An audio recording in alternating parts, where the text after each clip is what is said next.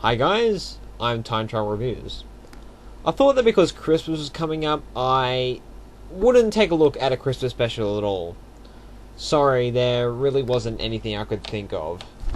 But instead, I'm going to look at Don Bluth's second theatrical release, An American Tail.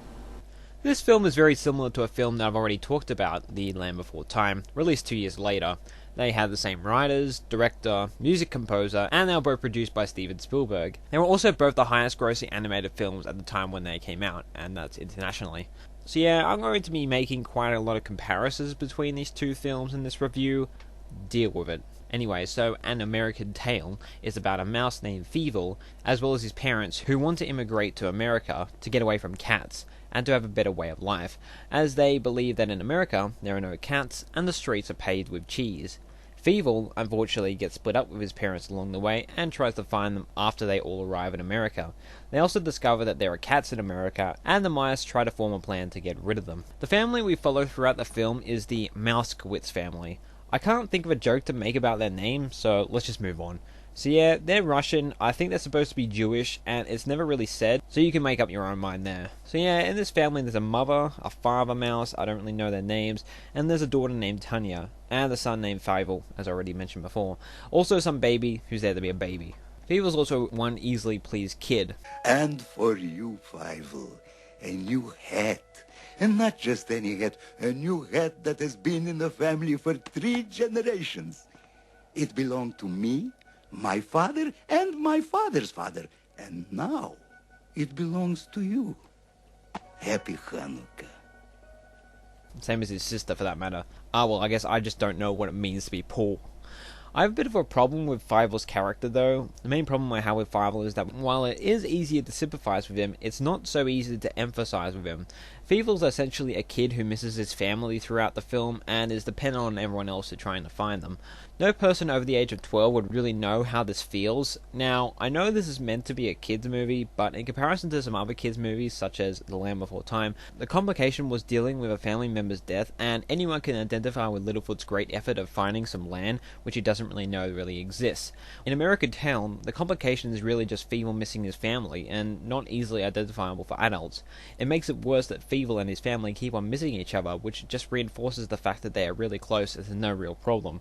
The subplot about the cats is, well, a subplot. I think it really should have been the main plot. This is something the sequel does better in my opinion. And American Tail also has a very large cast of supporting characters, and when I say large, I mean it. I feel like we get introduced to much more characters than we actually need. We have Tony, our comic relief character, who mileage might vary on whether he's funny or not, his girlfriend, some rat called Warren T. Rat, and his pet cockroach named Digit. He's pretty funny. Some old mouse who speaks by replacing her R's and L's with W's. Some big brown guy. We hardly get to know any of these characters, and I think that in a 70-minute film, there's no reason to introduce so many. Oh wait, I forgot, there's another comic relief character. Tiger, played by the late Dom DeLuise. Let me say, when I first saw Dom in The Secret of NIMH, I thought he was annoying. He started to grow on me a bit in American Tail, and he does have a few funny lines, but his character is pretty much unneeded.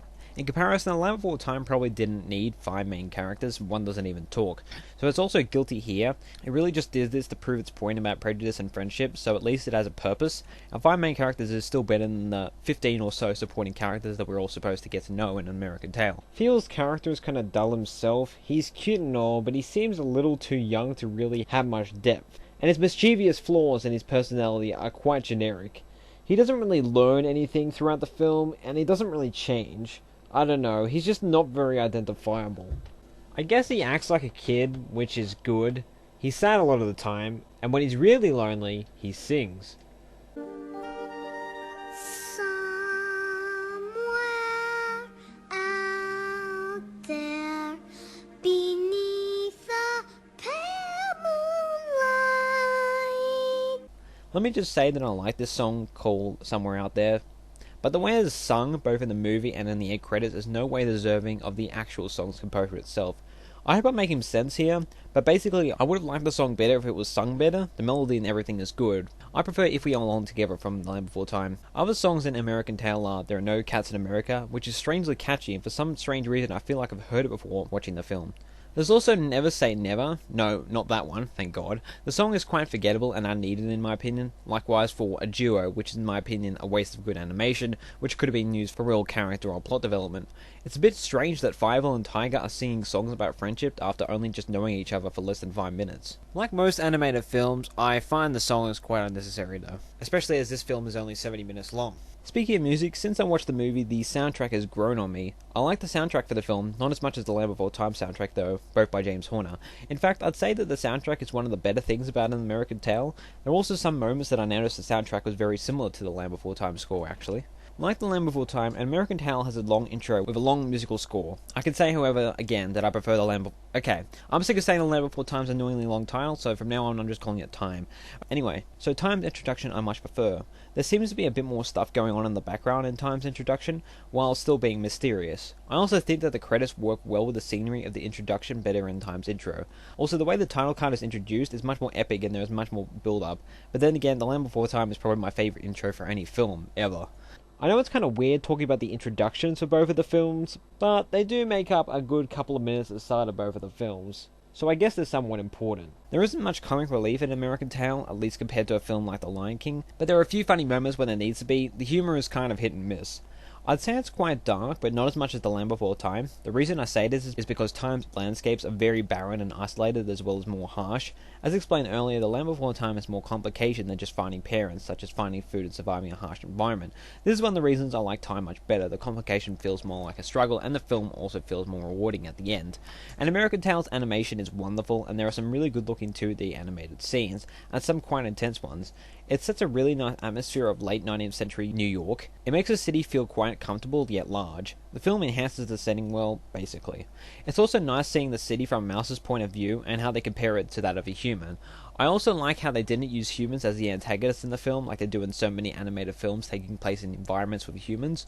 I can't really say that the cat's a great antagonist. Warren T. Wright is a bit boring himself, at least compared to some other animated antagonists, and the way they are defeated is kinda dumb. And yes, I know they're meant to be symbolic of anti-Semites, but they really don't represent them that well. For one, the anti-Semites didn't want to hunt Jews to eat them, or am I supposed to believe that anti-Semites were cannibals? Also, this implies that all the mice living in America are Jews, because the cats don't seem to discriminate between the religion of the mice, they just want to eat them all. When you actually think about it, An American Tail's plot is very similar to The Land Before Time. It is debatable on which plot is better. In my opinion, the uncut version of The Land Before Time seemed to fix most of the plot problems I had with Time, so I think Time would have been easily the better plot. With the loss of structure of Time with a cut version, An American Tail's plot is better structured, and it is debatable on which plot is more better written. Most people seem to like An American Tail more than The Land Before Time, despite the latter doing better critically. I only grew up with The Land Before Time, so that may be the reason I prefer the film. But if you like one film, I highly recommend watching the other. They are incredibly similar films, and for me, An American Tail seems to be a bit of a dress rehearsal for The Land Before Time. If you're an animation fan or a fan of Don Bluth's other films, check out An American Tail. I do, however, think it's one of his weaker films, not as weak as some others though. You may like it, but being a movie for kids, they'll like it much more than you will. And it's a good movie for kids that doesn't dumb things down. On the other hand, it tries to do too many things in its 70-minute running time. The characters are quite undeveloped, the songs are average, and it doesn't really have a very threatening conflict. An American Tail gets a 6.5 out of 10 from me. An American Tail also has 3 sequels, which I'll take a look at another time.